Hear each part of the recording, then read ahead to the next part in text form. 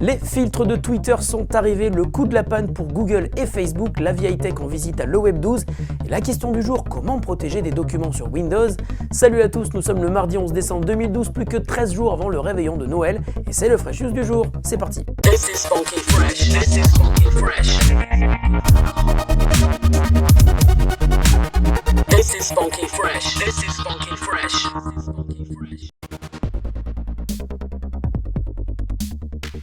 On en parlait hier, les choses n'ont pas traîné, la nouvelle version de Twitter pour iOS et Android vient de sortir cette nuit même. Avec elle apparaissent des filtres photos, enfin prêts à rivaliser avec Instagram. Hier, on vous expliquait que la guerre était déclenchée entre les deux services. Depuis ce week-end, Instagram refuse désormais d'afficher ses photos dans le flux Twitter. Mais aujourd'hui, cela devrait plutôt arranger le site de microblogging qui nous permet donc d'ajouter un aspect créatif à nos photos directement depuis l'appli mobile de Twitter sans passer par l'incontournable Instagram. Rappelons que ce dernier appartient à Facebook, Twitter est quant à lui toujours indépendant. Nous verrons bien si cette Instagramisation de Twitter suffira à faire faiblir l'audience de l'appli numéro 1 de partage de photos. À suivre. Hier fut une journée noire pour les services en ligne, ainsi Google a subi une panne majeure pendant de nombreuses minutes. Elle a touché Gmail, mais aussi l'ensemble des services Google Apps, Google Drive et même Chrome qui subissait des plantages à répétition ne pouvant plus se connecter au service Google. Pour le géant mondial de la recherche, c'est un coup dur qui met une fois de plus à mal sa crédibilité en tant que service réputé fiable et notamment pour Gmail qui est désormais numéro 1 mondial de la messagerie. Mais il n'est pas le seul, plus tard dans la soirée, c'est cette fois-ci Facebook qui a subi une importante faille de DNS dans le monde entier. Le réseau social a été totalement inaccessible pendant plus d'une demi-heure.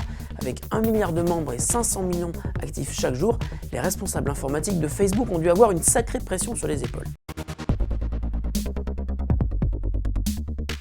Cette semaine, la vie high-tech revient sur un événement mondial qui s'est déroulé la semaine dernière à Paris, le Web 12, une série de conférences et d'ateliers réunissant à la fois des grands noms de l'internet mais aussi des startups pas encore toutes connues du public et qui exposaient leurs innovations. Nous avons ainsi rencontré Edijing, Augment, Balloompa, Cookening, Uplike, mais aussi découvert le tout dernier smartphone de Nokia. Nous avons aussi croisé 2020, star du 20-20h qui s'est posé quelques minutes dans la bulle de Orange pour répondre à nos questions. Vous pouvez retrouver ce 8e épisode de La Vie High-Tech sur le site Fresh News, rubrique La Vie High-Tech ou sur laviehighTech.fr.